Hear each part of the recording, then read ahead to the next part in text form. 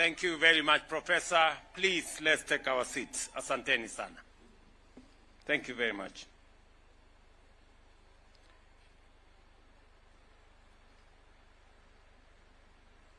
Your Excellency, Deputy President, First Lady, Minister, teachers, students, and all the participants, good afternoon. Hamjambo.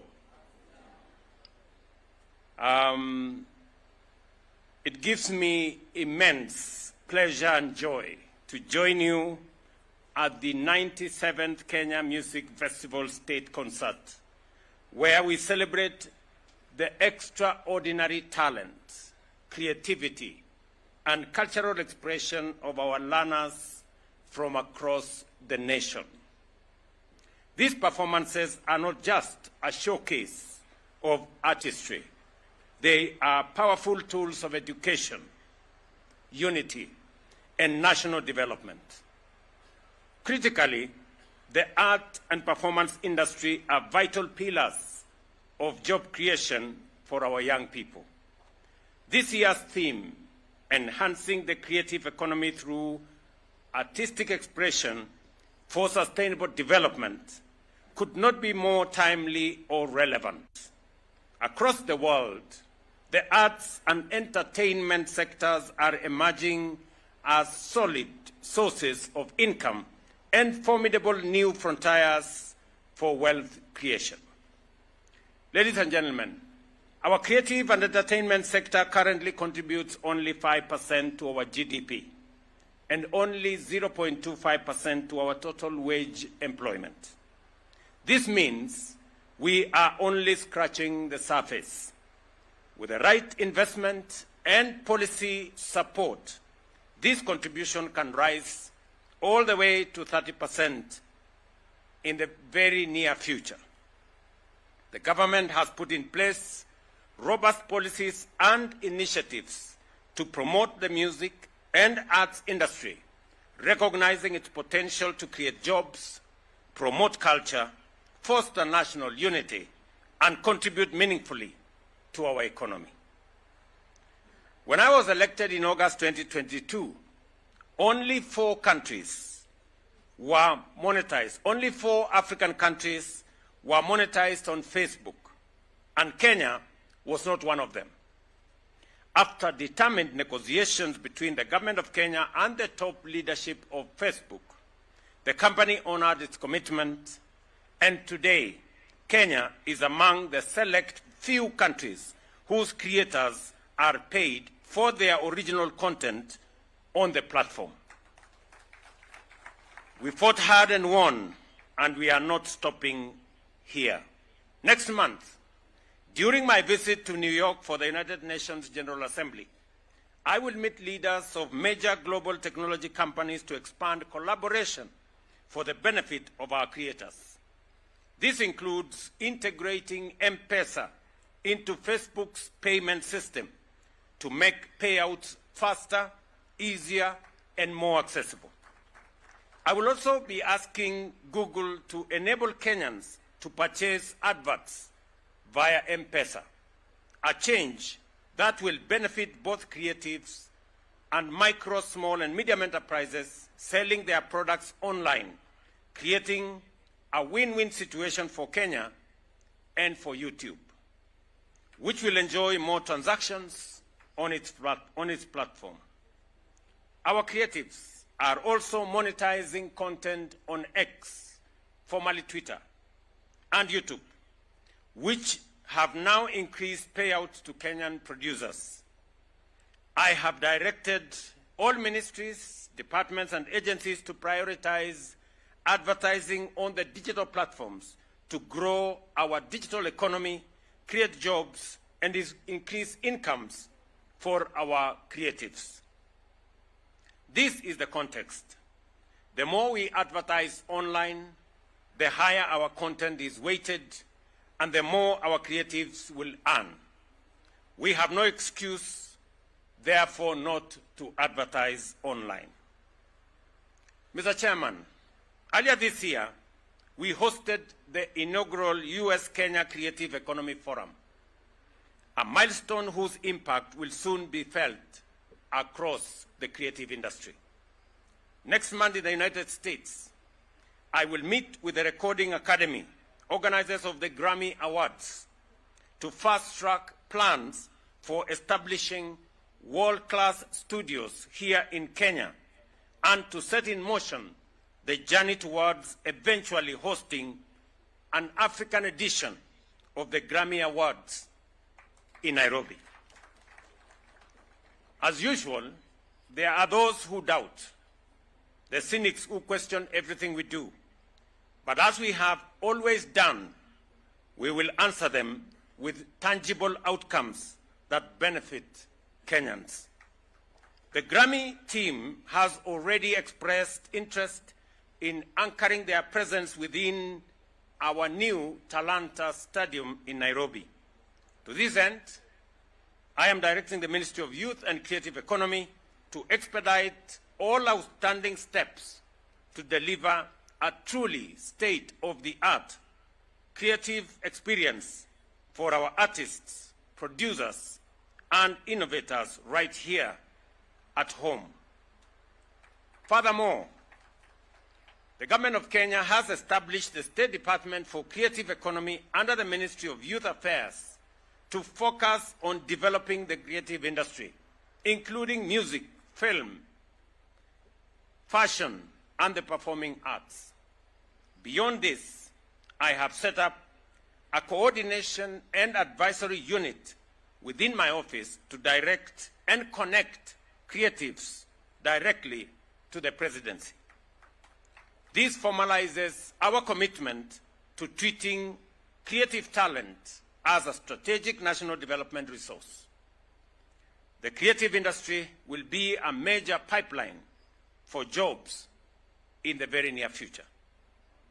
In addition, the Government of Kenya is steadily implementing the competence-based education framework under which music, drama, and visual arts are part of the curriculum from early years to senior school. In fact, arts and talent-driven careers will be a distinct pathway in senior school beginning January next year. This financial year, through the Teacher Service Commission and the Ministry of Education, we are undertaking a Kenya shillings 950 million retooling program to ensure we have the human resources to identify, nurture, and guide artistic talent from a young age. I want to agree with those who have made the presentation ahead of me that we have been going through a journey of reforming our education so that it meets the requirements of the marketplace. It meets the requirements of the Vision 2030 that we are focused on. And the reform of the education has been work in progress. I remember when I was Minister of Education in 2009, we transitioned from the education system that we had that time and mainstreamed technical training colleges and technical training education. I am very happy that again, as a country, we are continuing to work on our education reform, and that this time round, under the competence-based education and training, where we started with competence-based curriculum, and we had many challenges, and we had many questions, and there were a bit of confusion as to where this was going to go, and Kenyans were asking themselves, which way education in Kenya? I am very proud that today, our professionals in the education sector, working with the Ministry of Education and working with the Government of Kenya, we now have a clear pathway that points to the future of our education in a meaningful and comprehensive way. That now we will have 3 pathways that is going to harness the talent and the pool of knowledge that is necessary for us to drive our education into the future. The STEM subjects are important, the social sciences are important, the arts and creatives are equally important. And that is why I've said beginning January next year, those pathways will be available for all our students so that we can grow this society in a wholesome manner. Mr. Chairman, music brings joy. I didn't, however, know, I have learned from you, that when everything else stops, there will be music in heaven. I didn't know particularly that part, but now I am informed. But it must also bring musicians dignity and comfort. I have met musicians from various regions and genres, and their complaint is always the same.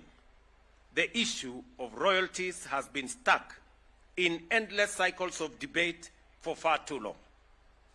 That we must bring to an end. The Kenya Copyright Board must now take decisive action and resolve the collective management organization standoff once and for all.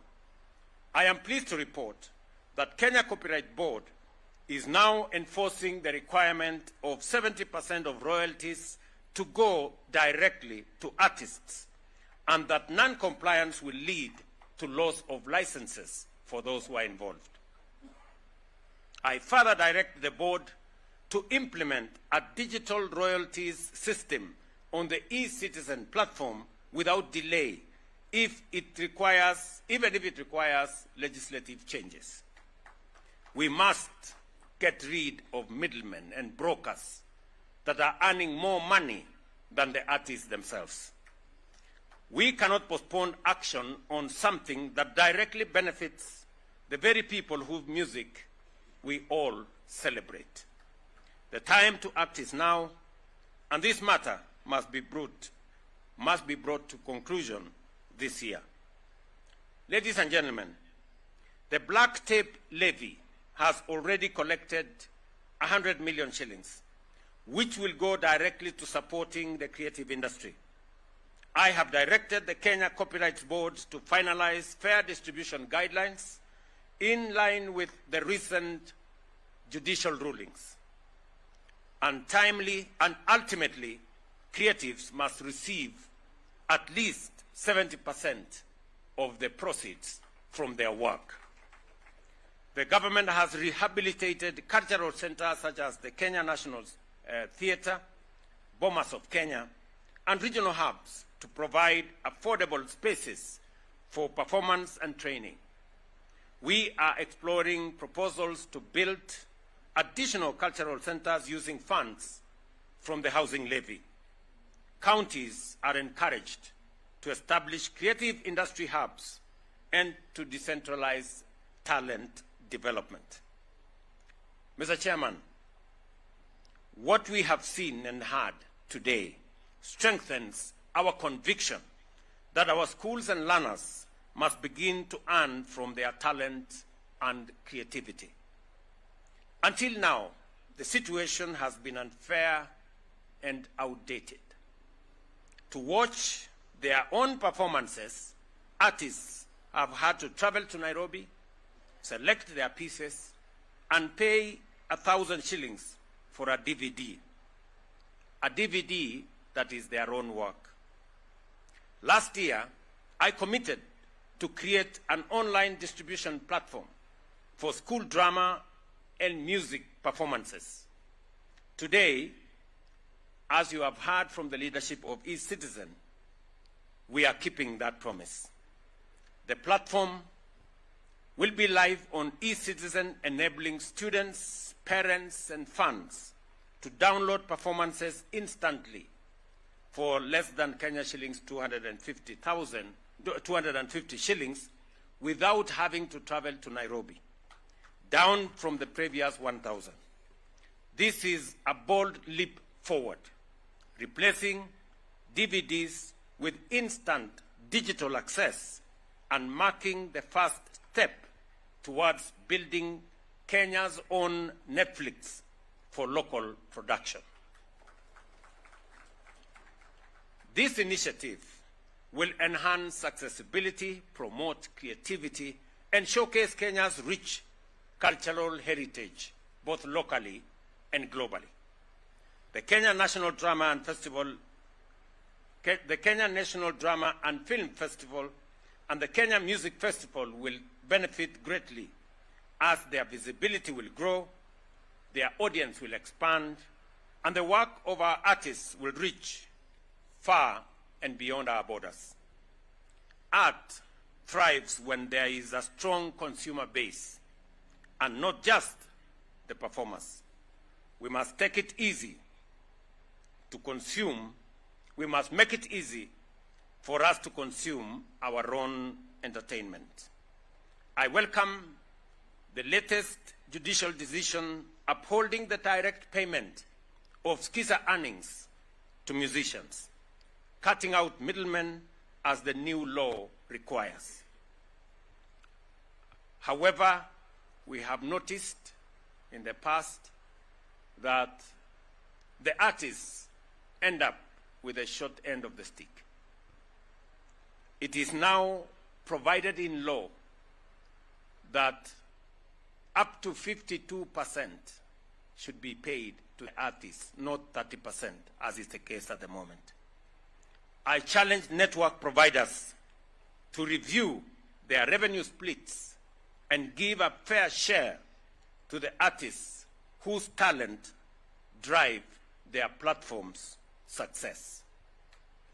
I am aware that the Creative Economy Support Bill 2024 and the Culture Bill 2024 are before Parliament. I urge both the National Assembly and the Senate to fast-track their passage into law. These laws will unlock grants through the Creative Fund that is going to be put in place by this legislation.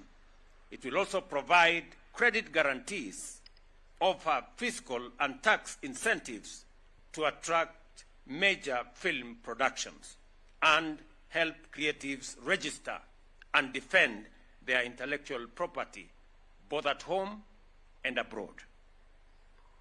As you are all aware, we haven't benefited sufficiently from film production because the regime that has existed, the legal regime that has existed, was rigid. With these two pieces of legislation before Parliament, we intend to make it easier, we intend to make it possible for large filmmakers who currently are shooting elsewhere to shoot in Kenya. And therefore, I am asking Parliament to expedite the passage of this legislation so that our creatives here at home can become part of the film industry that is thriving globally. Let me also say that already we have the Kenya Academy of Sports.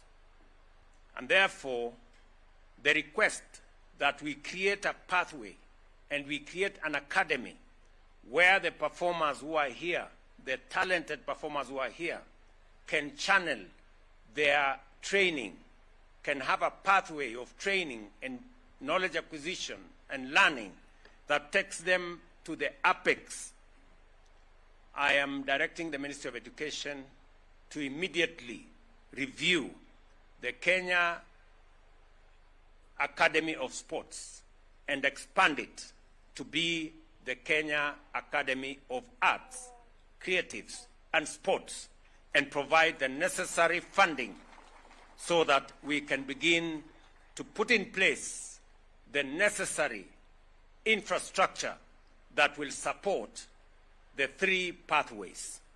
Now that we have a clear pathway of arts and creatives and sports, it is equally necessary that we put in place the necessary infrastructure to support its development so that from primary school to secondary school to higher education all the way there must be a clear pathway and clear infrastructure to support the development of this very critical sector that has been said will speak to the soul of our nation and speak to us in ways that words and other disciplines cannot speak to us. As I conclude, I congratulate all who have performed at this state concert and urge you to remain humble, disciplined, and focused. You have a bright future if you combine talent with patience and hard work. I wish you all the very best as you join your families and enjoy the remainder of the school holidays. Asanteni sana na Mungu awabariki. Thank you very much. I must congratulate my good friend John, the guy of the violin. I had to seek the support of my daughter for me to understand what was going on, because I was a bit old-fashioned, and she had to explain to me a few things. Congratulations, John, and you are a great inspiration for the creatives. And because of you, we are going to put in the resources necessary, you and others that have performed here, including my small girl, Dana. Where is she? She's right. Oh, she's already asleep.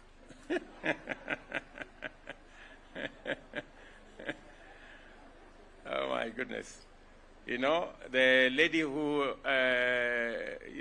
interviewed me here, this is our future. And because of them, we must put up the resources necessary to create a pathway for them to be the great men and women that they are poised to be. So we will work hard in that direction, and it inspires me especially that we have young men and women, our own girls and boys, who are excelling in this space.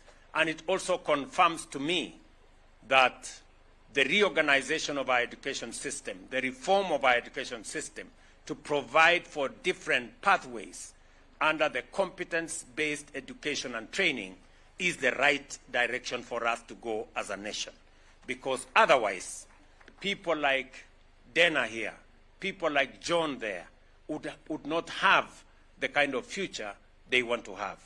We must support all our children in all the talents they have. There are those who are talented in STEM, there are those who are talented in arts, there are those who are talented in social sciences, and we have great young people who are talented in sports, art, and creatives. And we must, as a nation, think about them, plan for them, and provide the resources and infrastructure, including the teachers, for them to succeed in their space.